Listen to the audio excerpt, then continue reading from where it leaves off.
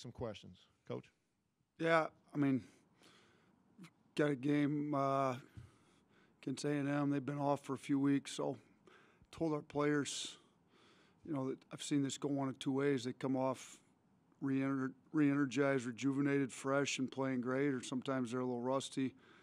We aren't going to be able to tell on that till we get in the game, and it really shouldn't matter, how they play. We should be controlling our effort and our preparation, so we're going to prepare as if we're going to see the best possible Texas A&M team, the best one that's been out there all year, and they're definitely good enough to beat us for sure. They beat us last year.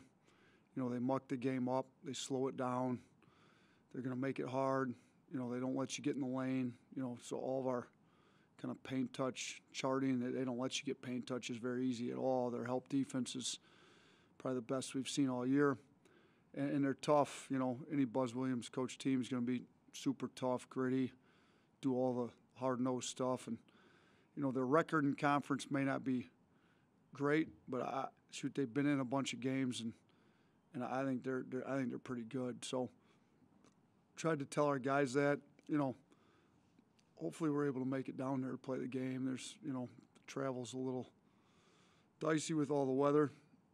Found out what it's like to get snow in Alabama this morning when I woke up, because that was a first for me down here. And then it's even better. You go out on the streets. There's we would call this a dusting up where I'm from, and it was like a ghost town out there this morning. I tried to do it, up north when it snows, you kind of check the roads out, you spin them a little, see how bad they are. I couldn't even get the roads seemed pretty fine to me on my way this morning, but it seemed like nobody else wanted to drive this morning. So first snow for me up here. So hopefully we can get to Texas A&M, play this game Thursday. I want to play the games. Our players want to play games. We haven't missed a game yet this year on our end, and we're trying to continue that trend. Thank you, Coach. We'll start with Cecil Hurt. Yeah, Coach, just to follow up on that, is the current plan to fly out tomorrow? We're trying to get out today, but that's being stressed a little bit. I guess we're having some issues with flight crew, planes, getting plane here along with a flight crew. Because it's supposed to be worse there tomorrow. I mean, the reason we can't play the game tomorrow is because it's supposed to be really bad in College Station tomorrow, and they've already canceled classes for tomorrow. So we'd like to get there before it gets really bad, because I think if we waited to go till tomorrow, then it may be the worst travel day ever, and then have to turn around and play at 2 o'clock the next day. So the plan was the plan is to get there sometime today before the weather gets really bad. But from what Adam and Alex are telling me, they're having some issues with the plane. So keep our fingers crossed. Hope we get down to College Station tonight, and then we'll have a full day down there, and then play that afternoon game Thursday, and then get back. So that's the plan right now. Let's go next to John Zener. Yeah, Nate, a couple questions on Herb. One, how much have you seen him improve his offensive game, not only since last season, but since from the guy that you saw on film when you got hired? Yeah, I mean, I still remember when I got here, we had our first kind of full staff meeting with the basketball side of people. We went through the roster. I think if I remember right, I got hired. I think we had a press conference on Wednesday. I think it was a Friday morning. We kind of went through and, you put up the positions, point guard, 2 guard, 3. We had like 1 point guard on the roster, Kyra Lewis. And I said, well, knowing the way we wanted to play, I'm like, we like to have 3 or 4 of those. At Buffalo, you kind of looked that my second to last year, the year we beat Arizona, we started 3 point guards, we had Devontae Jordan and Wes Clark and C.J. Massenberg starting as a point guard for the Brooklyn Nets G League team last year. So we essentially, they had 1. I said, well, who else is going to play the point? And the staff tried to tell me Herb Jones, but I didn't see it for myself on the videos I'd watched. Kind of going into the interview, I kind of looked at him funny. I'm like, and they said, "No, we think he can do it." I mean, I didn't want to not believe him, but I didn't believe him. So then that's when we kind of Shaq can kind of play some point. I think I was on a plane out to California that afternoon to make sure we secured him. But, yeah, I didn't see it in the video. Now, again, I didn't watch all their games. I watched enough to be knowledgeable enough to get hired. And I loved his game because I'm a huge – everybody talks about our offense all the time, but really if you want to win games, you better be big on defense. And if you go back and look at our Buffalo teams, I think we were the best defensive team in the MAC those years when we were winning. So his defense is unbelievable. But I didn't – like how he's playing this year, no, I didn't see any of that before I got here. Now, once we started practicing that summer, then I could start to see it a little bit. And I thought he was going to be dynamite, like all league player. And well, then he just couldn't stay healthy his junior year. So now the shooting's come a long ways. He couldn't shoot his junior year very well, and he's worked his tail off to get the shooting. He's over 50% on the year, which is incredible coming from where he came from, which really is all him and his work ethic in the gym in the offseason. But outside of the shooting, the playmaking, the 6'8" point guard skills, the passing, I saw all that last fall. He just couldn't stay healthy to where, I'll say this, though. He had the hyperextended elbow. Once he got healthy from that and he started SEC play last year, he was leading the SEC in assist-to-turnover ratio before he broke his wrist at LSU. So you saw it for a stretch last year, but he just wasn't healthy enough for everybody to see it long enough to really talk about it like that. How valuable is he, even when he, like the South Carolina game last week, even when he doesn't score, how valuable is he still, even when he's not scoring? Yeah, I think you go back and look at his first game back from his broken wrist last year when we played at Auburn, and I really was just trying to put him in as a defensive specialist. Whistle comes at 16, 15. All right, the next whistle after this play is going to be the under 16 media. We're on defense, put him in on defense. Or we're coming out of a timeout. All right, Herb's going to start.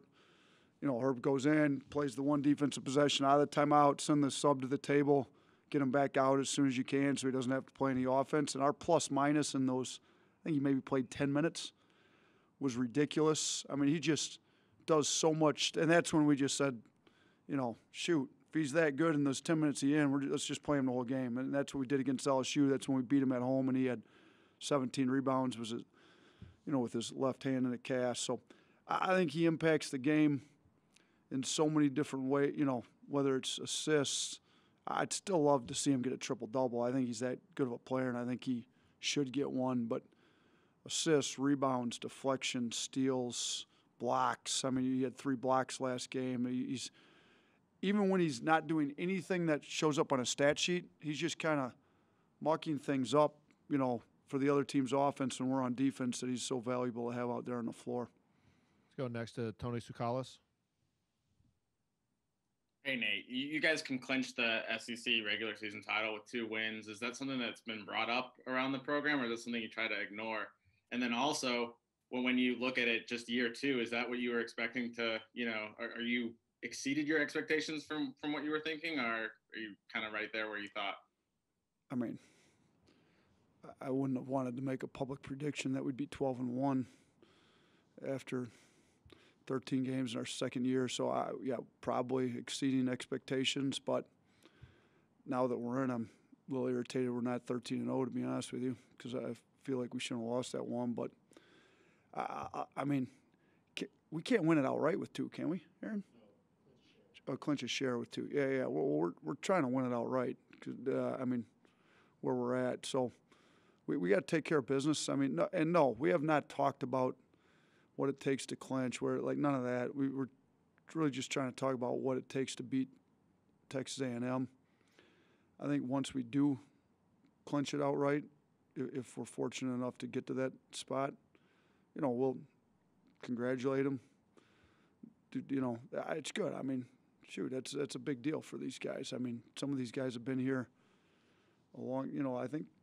Correct me if I'm wrong. I think these 3 seniors that have been here 4 counting Tyler Barnes at a walk-on. I think have they been 8 and 10 every single year? Is that correct? 3 straight years. So for those guys to go through what they've been through, and even us last year, we weren't great. We finished 8 and 10 and barely over 500. to all of a sudden now be where they're at with the leadership, Petty and how hard he's playing and the leadership he's given us and what Reese is doing along, Herb and Tyler. I just think that'd be great for them. But no, we're not going to talk about it till it's done, over, and then we'll congratulate them, and then we'll get ready to play the next game, whatever that next game would be. Let's go to Charlie Potter next. Hey, Coach, I know you're focused on the A&M game, but have you guys talked about the quick turnover in between this with only having one game in between games in 2 different states? Jai, I like the shirt, man. Where'd you get that? Appreciate it. Bought it online. Can I get one? Can I get one? My wife will be proud. I'll let Crystal know. But no, we did talk about it. I mean, with our players, what we've said is, again, you go back to control what you can control. Like, we can't control the weather. We can't control all this other stuff. Once everything was explained to me, why we had to play when we had to play, and all, like, it all makes sense. The SEC did what they could. They moved our game up to 2:00 Thursday. They're giving us as much time as they can, and we got to roll with the punches. So you know what? We're not gonna. Again, the staff's job is to be ready to go when it's time to be ready to go. The players shouldn't take one peek at Vanderbilt until the Texas A&M game is done. They shouldn't think 1 second about Vanderbilt. The staff works ahead. The GAs, the assistants, all that. I don't even work ahead. So the players are not going to be looking ahead. We won't even think about Vanderbilt until Texas A&M is over. And I played or coached in 3 different NCAA tournaments. This is what you got in the NCAA tournament. You got to play Thursday, Saturday, or you got to play Friday, Sunday. So great preparation for an NCAA tournament run. If you want to get to the second weekend, you got to be able to win both of them. We're not going to get this set up again the rest of the year in all likelihood unless,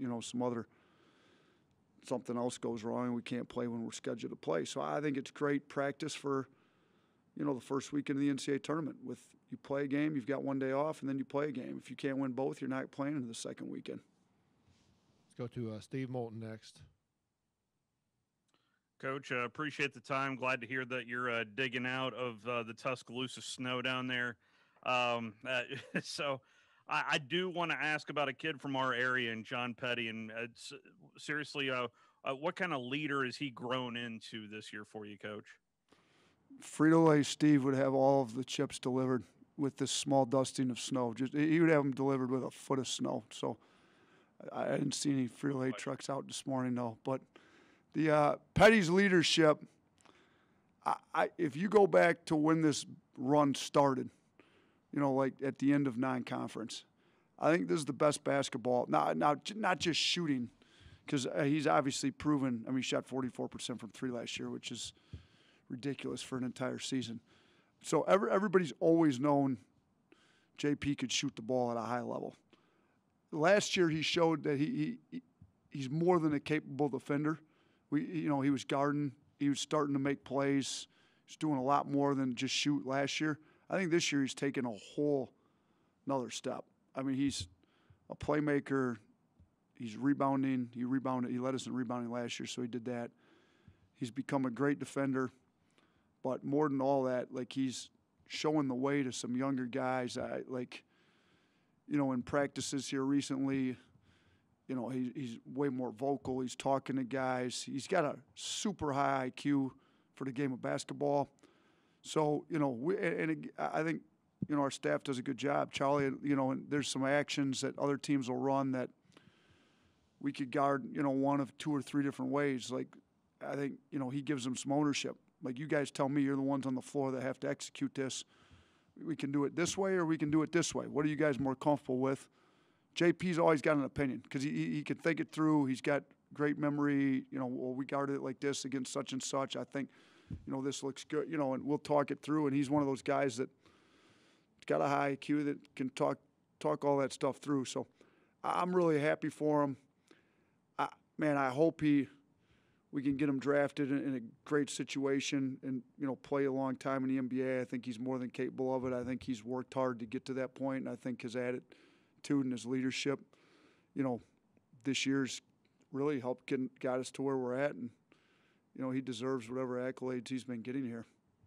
Okay, we got 3 more questions in the queue, so we'll finish with these 3. Let's start with Jerry Tipton. Yeah, hi, Nate. I know there's no certainties these days, but I'm wondering how confident you are that the SEC tournament will be played. Man, I sure hope so. I don't know when the last time we've won it is, but I'd like to be able a chance to win it. I mean, I think they're going to play it. I don't see any reason why they wouldn't, to be honest with you. I mean, it's not like the testing's anything new. We're testing 3 times a week right now, and you get your small travel. I mean, we're playing half our games on the road, so we just take our travel party that's been testing 3 times a week all year. You take them up to Nashville, and you play the games. Like, to me, I mean, if you're planning on having an NCAA tournament the next week, then why can't you have an SEC tournament the week before? Like, it's to me, I'd be very disappointed if we didn't have an SEC tournament. And I have not heard any discussion from anybody at the SEC office, any of our administrators, any other coaches on not having it. So I sure hope we're having it. Let's go to Scott Griffin next. Piggybacking on what you were talking about, Nate, on the 2 and 48 hours, obviously that's very tournament-like. And you have a veteran team and you can win a bunch of different ways. So do you discuss that openly with them? Do you rather focus on this game and then the next game and all that? Or how do you handle it with your team? I know your coaching staff's thinking about it, but how do you handle it with those guys? With the team, we just focus on Texas A&M. It's the same thing. Now, I haven't made it past the second weekend. You know, we've won the first round game twice, but I've not been to a Sweet 16, but so maybe, you know, we reevaluate stuff. But with the players, I don't think you can look at the next game till the one's over. So I think with this deal, I think with the players, you just focus on what you got to do to beat Texas A&M. As soon as the Texas A&M game is over, with these short turnarounds, like in the NCAA tournament, like we always do a cleanup. Like every single game, that night, I break down our game. Most of the time, the assistants move on. Now, if we do have extra time between, the assistants will rewatch our game along with themselves. I bring back my whole edit. The staff goes through my edit, and then we decide what we're going to show the players and all that. But they've usually moved on. In this case, we're all moving on. Okay, there's not enough time to do the whole cleanup on it. Like everybody's immediately moving on to Vanderbilt after the A&M game. So with the players, 100% focus on A&M. As soon as it's over, win or lose, we're moving on to Vanderbilt because we got short prep time. So 2 o'clock tip, game's over. We'll immediately have loaded into their devices the personnel on Vanderbilt. They can look at it on our travel home. I'll be looking at Vanderbilt stuff, all the assistants. We'll reconvene that evening, probably as a staff once we get back. Reconvene again the next morning. Get a staff game plan together and present it to the team. We'll have 1 day of practice, and that 1 day of practice won't really be a regular day of practice because you just played the night before and then you play the next day, so it's more of a walkthrough how we're going to guard it, and then we go play the game. So, but I don't think you can talk about, nor can you look at, nor can you do anything Vanderbilt until Texas A&M is over with. Okay, we will finish up with AP Statham. Hey, good afternoon, Coach. It's like a spring day in Watertown for you. Yeah, no doubt. Shoot, what do I got for temperature right now? It's 23. Balmy day in Watertown. But you got a hot basketball team for sure. Coach, do you prefer playing against a team with a slower tempo, or do you like to play one with the same tempo? And will this prepare you for the NCAA tournament when you're going to face different styles? I mean, shoot, ideally we play against somebody who tries to run with us. Then you put up 100 and something points. I mean, the fans like points, the players like points. I like points on the board. The recruits like points. So I would rather go against somebody that wants to get up and down a little bit. Obviously, Texas A&M is not one of those. They've got a completely different style. They're more grinded up, slow tempo. So, but you got to be able to win all different ways. So, they've got the switching man, the kind of matchup zones, the press, the three-quarter court trap. They got everything. So, if you're going to stand there and stare at it like we did last year, try to switch everything up, figure out what it is, and then figure out I think we obviously didn't do a good job with them last year, so we got to do a better job. But yeah, I mean, preferably you play somebody that's playing faster and you kind of play your style, but not everybody's going to play your style. Most don't, to be honest with you. So this, you've got two ends of the spectrum. A&M's completely on the opposite end of the spectrum, but I do think there's some similarities in the toughness and the attention to detail and how we both try to guard. I think, Buzz does a great job, and some of this may be related to, his personnel that he's got now, maybe more suited to that because he's played a lot faster in previous times he's been. But for now, we're going to have to. And the other thing is we're not going to be able to speed them up as fast as we play. That doesn't happen with the way that we guard on defense. But we can get them sped up a little bit more than maybe what they're comfortable with, and hopefully we're able to do that a little bit. All right. Thank you, Coach. Thank you.